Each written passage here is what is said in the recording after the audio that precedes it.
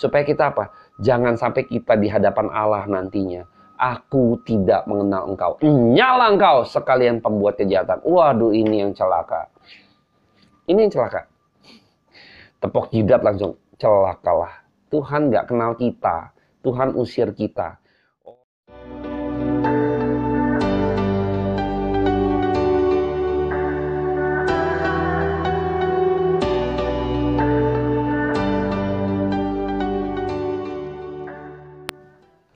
Shalom, selamat malam teman-teman dan rekan-rekan sekalian. Pada kesempatan malam hari ini saya kembali menyapa kita semua. Kiranya pada kesempatan malam hari ini kita tetap berada di dalam kesehatan yang maksimal. Dan pada malam hari ini kita akan melanjutkan pembahasan kita di dalam orang buta sejak lahir, yang dimana kita sudah masuk ke bagian yang mungkin ketiga ya, yang sekarang saat ini ya. Jadi kita coba bahas gitu, beberapa bagian kita sudah bahas pada waktu bagian pertama, kedua, ketiga, dan hari ini berarti keempat gitu ya, bagian yang keempat. Dan ini ada hal yang menarik lagi.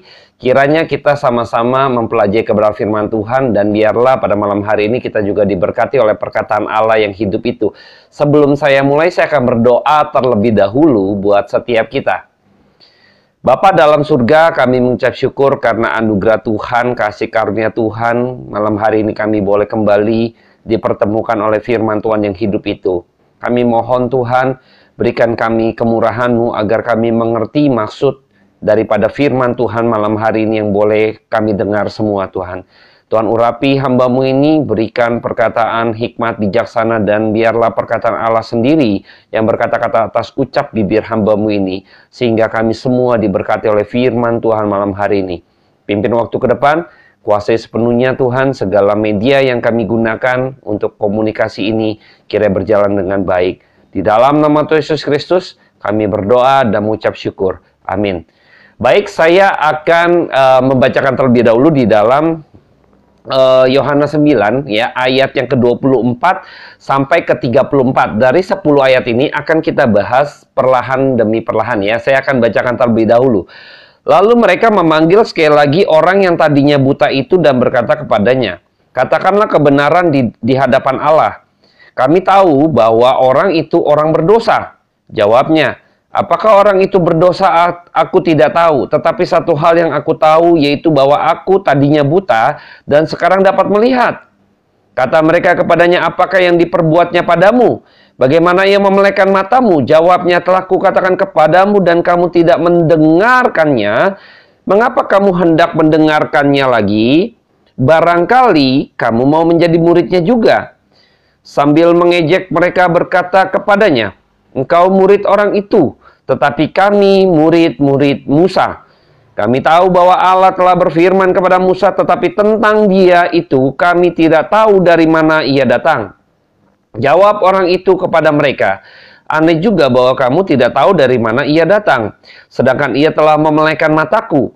Kita tahu bahwa Allah tidak mendengarkan orang-orang berdosa, melainkan orang-orang yang saleh dan yang melakukan kehendaknya.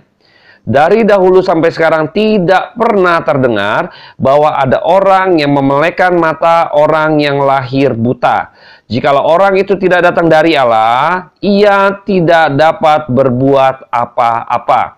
Jawab mereka, "Engkau ini lahir sama sekali dalam dosa, dan kau hendak mengajar kami?" Lalu mereka mengusir dia keluar ya. Nah, pada bagian ini saya coba kita kupas ya, bagian di ayat yang awal dulu gitu ya, ayat 24. Saya akan coba bacakan ulang di ayat 24. Lalu mereka memanggil sekali lagi orang yang tadinya buta itu dan berkata kepadanya, "Katakanlah kebenaran di hadapan Allah." Jadi orang ini dipanggil lagi untuk bersaksi, tetapi dengan sumpah gitu ya. Ini seperti orang dengan sumpah waktu sidang ya. Lalu saksi itu diperhadapkan di persidangan, lalu diambil sumpahnya, supaya waktu dia bersaksi haruslah dia bersaksi dengan benar dan sebenar-benarnya dan sejujur-jujurnya ya. Jadi kira-kira demikian. Nah, orang ini dipanggil kembali, lalu katakanlah kebenaran di hadapan Allah ya. Jadi seperti diambil sumpahnya supaya engkau harus menyampaikan apa yang sebenar-benarnya terjadi, ya. Lalu kami tahu bahwa orang itu orang berdosa. Lalu ketika dia ambil sumpahnya, dari kalimat setelahnya itu, orang-orang Farisi ini, para pemimpin-pemimpin ini hendak menekan dia, dan dia membuat sebuah kesimpulan gitu ya, bahwa Yesus ini gitu ya, yang kamu akan bersaksi sebentar lagi, bahwa orang ini adalah orang berdosa gitu ya.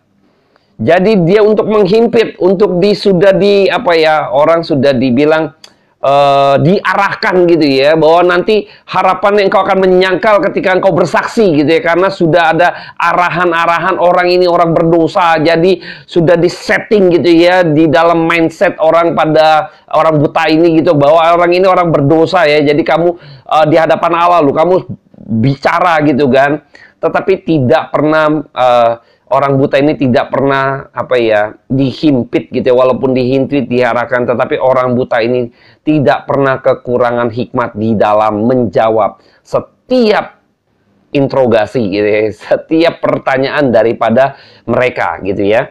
Ini hal yang menarik ya. Mereka mencoba menekan, menghimpit, mengarahkan supaya nanti waktu jawab pun dia berpikir ulang kira-kira gitu. Ini karena kesaksiannya lagi gitu ya. Ayat 25, jawabnya, apakah orang itu orang berdosa? Nah, dia mengatakan demikian, aku tidak tahu.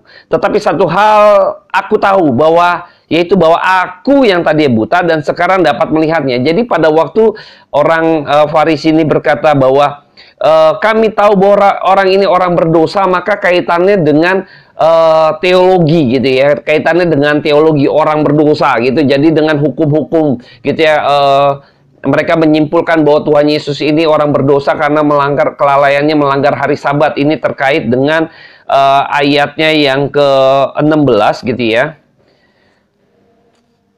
Maka kata sebagian orang-orang Farisi itu, orang ini tidak datang dari Allah sebab ia tidak memelihara hari Sabat. Jadi selain dari menekan dan mengarahkan tadi, ya kesimpulan yang dia buat, orang-orang Farisi itu, orang buta ini menghindari pertanyaan yang sifatnya teologis. Karena mereka juga memikirkan untuk orang-orang Farisi ini mengarahkan kepada perbincangan yang bersifat teologi gitu ya. Bersifat pengetahuan mengenai Allah dan mereka belajar Taurat dan sebagainya gitu ya. Tapi orang buta ini gitu ya, tidak mau memperdebatkan hal yang demikian untuk dipersalahkan. Tetapi orang buta ini dengan hikmat yang daripada Tuhan gitu ya, pimpinan daripada Allah sendiri, dia bilang bahwa tadinya buta sekarang dapat melihat kembali, artinya dia ingin memaparkan faktanya, apa yang terjadi pada diri saya. Sayalah orangnya yang tadi buta itu, inilah saya yang sekarang sedang bersaksi. Saya mengalami apa yang harusnya saya mengalami apa yang benar-benar terjadi dalam diri saya, yaitu saya buta lalu saya melihat. Ini sebuah fakta, sebuah kebenaran. Ya, sebuah fakta dan kebenaran. Ini yang disampaikan ya, yang disampaikan oleh orang buta ini. Tetapi dia nanti akan masuk, kita akan perlahan gitu ya, akan masuk menjawab beberapa pertanyaan-pertanyaan yang sifatnya teologi ya. Nanti kita bahas. Ini menarik ya, menarik.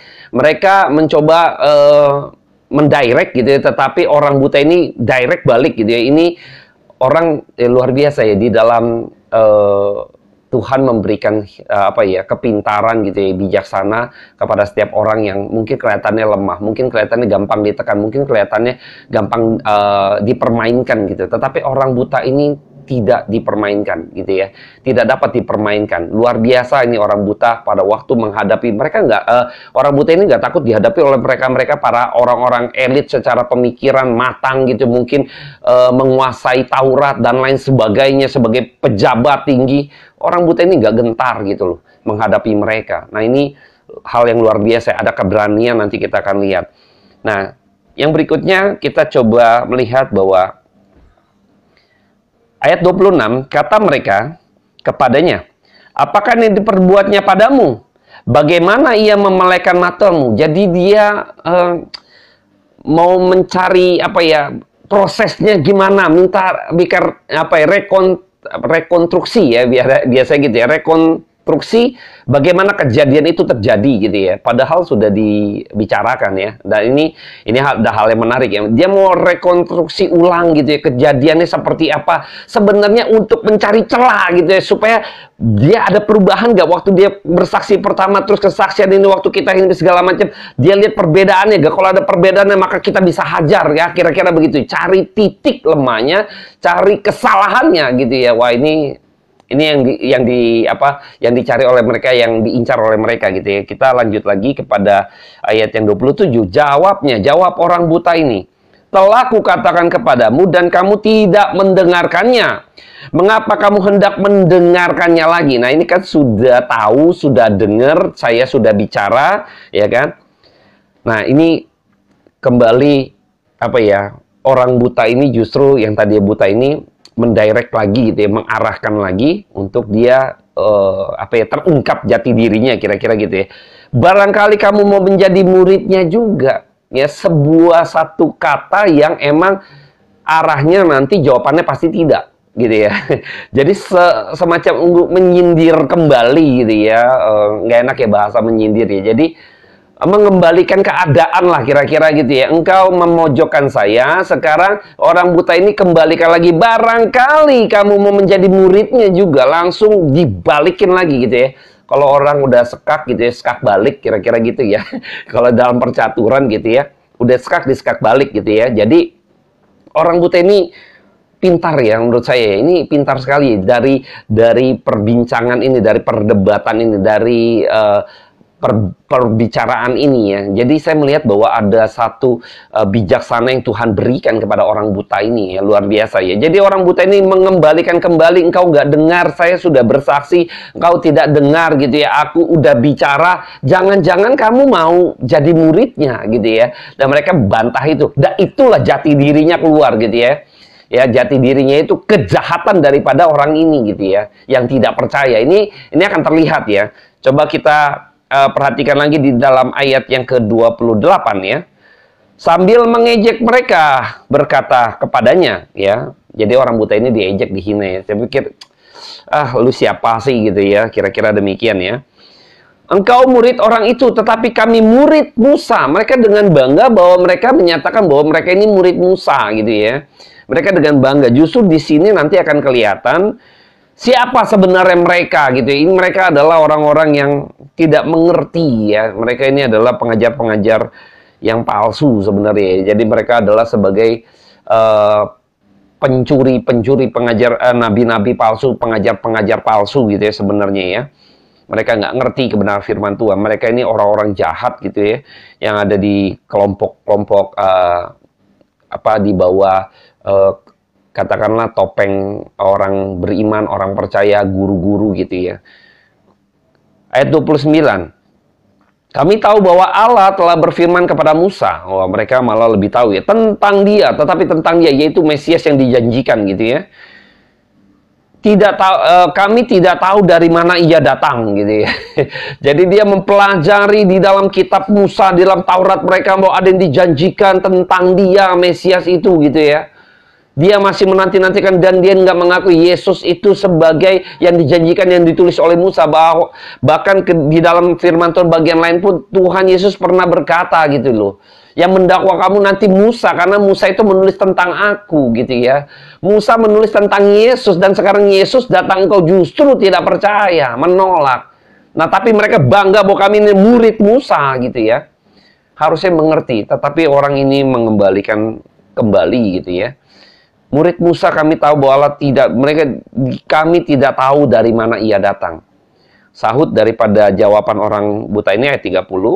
Aneh juga bahwa kamu tidak tahu dari mana ia datang, sedangkan ia telah memelekkan mataku. Nah, jadi dia mau mengarahkan bahwa Yesus ini yang memelekkan mata saya tahu dari mana ia datang. Nah, dia nanti masuk ke dalam Kristus ya, sebagai teologi nih. Nah, arahnya nanti masuk ke teologi, yaitu Kristus adalah yang diutus daripada Allah gitu ya. Aneh gitu ya, kamu nggak tahu dari mana, sedangkan ia memelekkan mataku. Dia mengerucut bahwa Kristus ini adalah utusan daripada Allah. Engkau nggak tahu dari mana ia datang, sedangkan ia memelekkan mataku ya. Ini ada satu tindakan yang tidak bisa dilakukan oleh orang manapun, ya. Tidak ada yang bisa lakukan hal ini. Nanti dipertegas lagi ya. Kita tahu bahwa Allah tidak mendengarkan orang-orang berdosa. Nah, di counter lagi pada waktu tadi dikatakan di ayat 24, kami tahu bahwa orang ini orang berdosa gitu ya. Ini kan kesimpulan mereka, hipotesa mereka yang diambil dari ayat 9, pasal 9 ayat 16 gitu kan. Orang ini tidak datang daerah sebab ia tidak memelihara hari Sabat gitu ya. Sekarang dihajar lagi kembali. Kita tahu bahwa Allah tidak mendengarkan orang-orang berdosa. Nah, dihajar lagi, ini ada satu kebenaran yang engkau juga tahu bahwa Allah tidak mendengarkan orang-orang berdosa. Engkau sebagai orang-orang kudus gitu ya. Maka engkau sebagai seorang imam, jemaat datang gitu ya kepadamu gitu. Engkau yang berdoa, engkau berpuasa dan sebagainya sebagai orang kudus. Sehingga engkau mendaulat dirimu orang kudus gitu ya. Engkau yang berdoa kepada Tuhan dan engkau yang bisa berbicara kepada Tuhan. Engkau tahu itu. Ini ada orang, kita tahu bahwa Allah ya. Mereka pun tahu tidak mendengar orang-orang berdosa. Melainkan orang-orang yang saleh dan yang melakukan kehendaknya. Seperti engkau juga meyakini itu, engkau merasa dirimu saleh, maka engkau berasa bahwa persembahan waktu engkau berdoa tuh di hadapan Tuhan, dia mendengar engkau. Ya, orang-orang Farisi gitu ya, pemuka agama gitu ya. Berasa mereka mendapat kehormatan karena dia yang bisa berhadapan dengan Allah yang doanya didengar, ya. Dia tahu ini, mereka diperhadapkan dengan itu. Ini faktanya. Kalau misalnya engkau simpulkan bahwa Yesus itu bukan datang daripada Allah karena tidak hari Sabat gitu ya. Lalu engkau permasalahkan lagi bahwa orang ini orang berdosa gitu ya. Sekarang saya kasih tahu faktanya. Engkau tahu juga bahwa orang berdosa tidak mungkin didengar oleh Tuhan.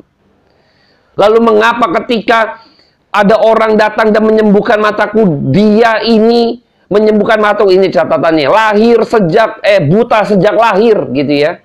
Buta sejak lahir. Bayangkan, kalau bukan datang daripada Allah, kalau bukan orang yang saleh, Tuhan gak akan dengar orang ini. Jadi dia dikasih satu pemikiran gitu ya. Kau jawab sendirilah, dia dari mana? Ya, ini menarik ya. Menarik ya. Melainkan orang-orang yang saleh dan yang melakukan kehendaknya.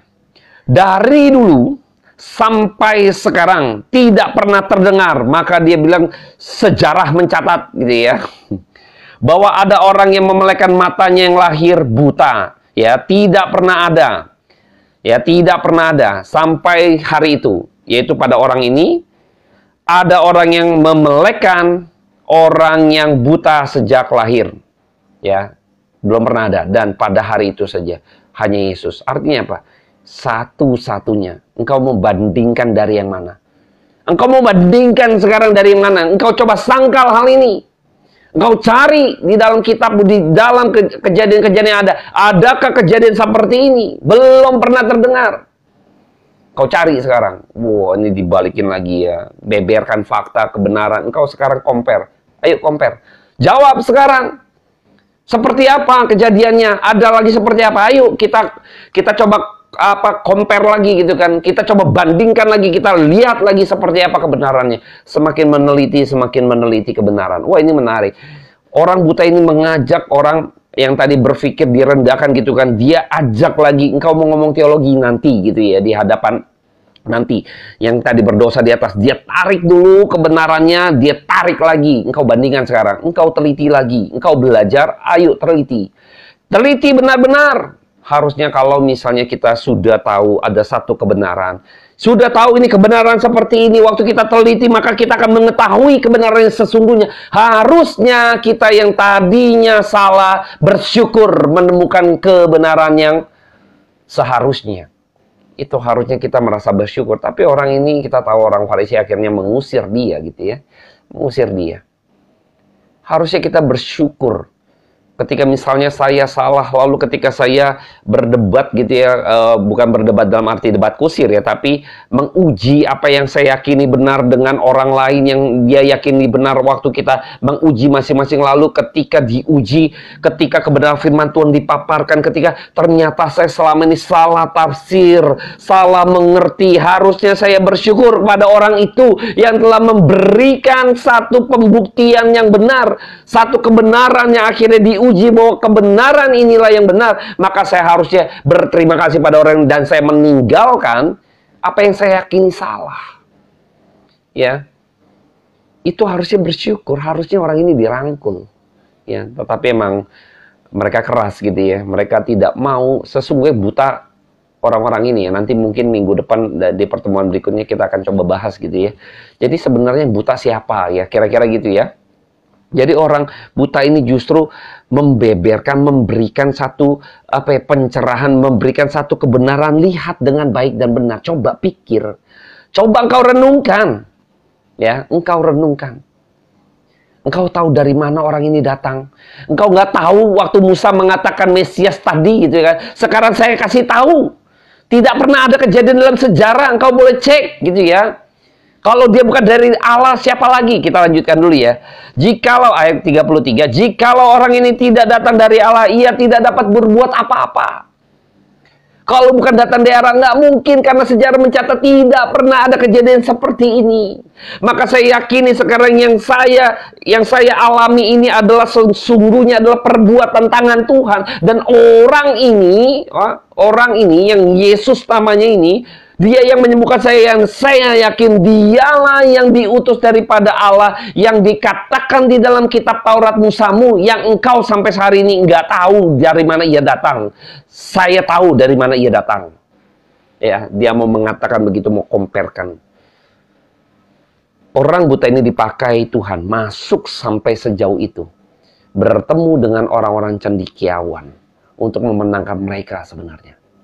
Tapi ada beberapa orang yang akhirnya kan terpecah ya suara mereka juga gitu ya, mendengarkan. Dan saya percaya di situ Tuhan pakai secara luar biasa orang ini. Orang ini luar biasa. Hasilnya kita tahu pada waktu ayat 34 ya. Engkau ini lahir sama sekali dalam dosa, dan engkau hendak mengajar kami. Lalu mereka mengusir dia keluar. Sudah nggak bisa ngapa-ngapain lagi. Dia sudutkan apa? Engkau lahir sama sekali dalam dosa, karena dia lahir buta. Maka dosa di sini bukan karena dosa keturunan. Sebenarnya dia ngincar bahwa engkau lahir buta lu. Ingat lu, engkau lahir buta. Engkau ngakui itu di dalam kepercayaan mereka gitu ya. Orang kusta itu karena Tuhan hukum. Orang sakit, lumpuh, meyakini ada Tuhan, hukuman daripada Tuhan. Dan orang ini lahir buta. Maka ada dosa di dalam diri kamu, gitu ya. Hendak mengajar kami. Mereka udah nggak kehabisan, maka dia incar gitu ya. Mencari kesalahan atau keberdosaan orang itu. Ya. Seperti titik lemah gitu ya. Padahal dia nggak sadar bahwa kita ini manusia sudah berdosa ya. Ini orang malah lebih jahat gitu ya. Seperti setan gitu ya. Ini orangnya, orang-orang Farisi ini ya. Gitu, aduh, saya ngelihat percakapan ini, saya bilang, sadis ya. Mereka sudah tidak bisa bantah lagi. Mereka nggak bisa berargumen lagi. Harusnya tadi ya bersyukur, sudah dibukakan, sehingga tahu yang mereka kurang paham, sekarang paham. Mereka ada gengsi karena diinjili oleh orang buta ini, yang dipandang rendah. Hati-hati buat setiap kita. Kadang mungkin kalau misalnya hamba Tuhan yang sudah banyak masanya, sudah banyak, sudah populer, sudah terkenal, lalu ketika orang ini salah gitu ya, hamba Tuhan ini salah gitu ya, dia enggan, dia tahu salah tuh, dia pertahankan, dia enggan gitu ya. Dia enggan, dia mempertahankan, lalu ya menutupi ya, dia bangun narasi baru gitu kan, segala macam untuk menjaga apa, pamornya dia, mempertahankan itu. Harusnya buru-buru segera bertobat gitu ya, dan kembali kepada kebenaran yang sejati, dan meninggalkan asas-asas kebenaran yang salah, dan mampu mengkoreksi atau mengakui kalau itu sudah dipelipik, harus diakui bahwa selama ini saya salah memahami kebenaran yang saya yakini gitu kan. Misalnya ya, bahwa Yesus itu hanya anak manusia saja, misalnya gitu ya. Pada waktu saya diinjili oleh hamba Tuhan yang mungkin bukan seorang hamba Tuhan gitu ya, yang katakanlah penginjil yang baru gitu kan, atau mahasiswa teologi, lalu ketika saya diberitahu dibukakan penjara, harusnya saya berterima kasih kepada mahasiswa ini, harusnya demikian. Harusnya saya begitu sudah diekspos gitu ya, harusnya kita berani menyampaikan itu sebenarnya. Supaya kita apa? Jangan sampai kita di hadapan Allah nantinya. Aku tidak mengenal engkau. Nyala engkau sekalian pembuat kejahatan. Waduh, ini yang celaka. Ini yang celaka. Tepok jidat langsung. Celakalah. Tuhan nggak kenal kita. Tuhan usir kita. Orang ini mengusir orang buta itu. Ya, sebenarnya yang terusir adalah orang Farisi ini. Ya, yang terusir dari apa? Dari hadapan Allah ya. Oh, ini ironis ya nantinya ya. Nah, saya berharap kita mau gitu ya, membuang apa yang kita yakini sebenarnya ternyata sesuatu yang palsu. Kita harus berani buang. Kita harus terima sesuatu yang akhirnya benar. Ketika itu benar gitu ya, ketika kita sudah berani, makanya saya mengajak ya buat kalau mau, yuk kita mari merenungkan kebenaran firman Tuhan, selidiki kebenaran firman Tuhan. Selidiki benar-benar supaya kita jangan sampai tersesat ya, supaya kita jangan tersesat, kita supaya jangan sok pintar jadinya. Kadang orang ini debat sok pintar kamu segala macam. Tidak, justru karena kita bodoh maka mau belajar. Orang sok pintar itu bukan karena dia mau belajar gitu loh. Orang sok pintar itu dia nggak tahu apa-apa, dia ngomong gitu loh. Itu yang sok pintar. Tapi orang kita ini karena tahu orang bodoh maka kita belajar ya. Jadi orang yang sok pintar tuh orang yang nggak mau belajar. Itu orang yang sok pintar. Kadang saya lucu juga, bingung ya. Belajar firman Tuhan, sok pintar kamu. Justru saya sadar orang bodoh yang belajar itu karena dia sadar orang bodoh. Ya, orang pintar itu justru orang yang menganggap, sok pintar. Yang nggak mau belajar gitu ya. Itu sebenarnya sok pintar. Yang mengatakan sok pintar, dia justru yang sok pintar. Karena apa? Dia nggak mau belajar. Kebalik ini mindsetnya, definisinya. Aduh, kebalik ya. Jadi jangan sampai begitu ya. Justru saya belajar karena saya orang bodoh, maka saya mau belajar. Ya, sok pintar. Orang yang bodoh yang nggak mau belajar itu sok pintar justru. Ya, udah tahu bodoh nggak mau belajar. Ini sok pintar namanya ya. Jadi jangan dibalik-balik. Kadang saya melihat ngeri juga ya di era digital ini banyak pengertian-pengertian yang salah ya di beberapa oknum-oknum penginjil hamba Tuhan ya. Salah pengertian terhadap banyak hal gitu ya. Kadang ya capek, makanya mau berdebat, ntar disangka mencari-cari kesalahan seperti orang Farisi gitu kan. Wah, ya Bapak barusan bilang gitu kan. Tidak, kita mau meluruskan gitu ya. Makanya saya, udahlah kita bicarakan kebenaran gitu kan. Saya percaya dan yakin gitu ya. Perkataan Allah itu begitu hidup. Dan hati-hati saya cuman ingin memberikan satu apa ya, sama seperti orang buta ini. Kalau misalnya gitu kan, kita benar-benar telah celikkan mata rohani kita, harusnya kita paham dan kita benar-benar berterima kasih ketika mendapati kebenaran itu. Buang segala pengertian-pengertian yang salah.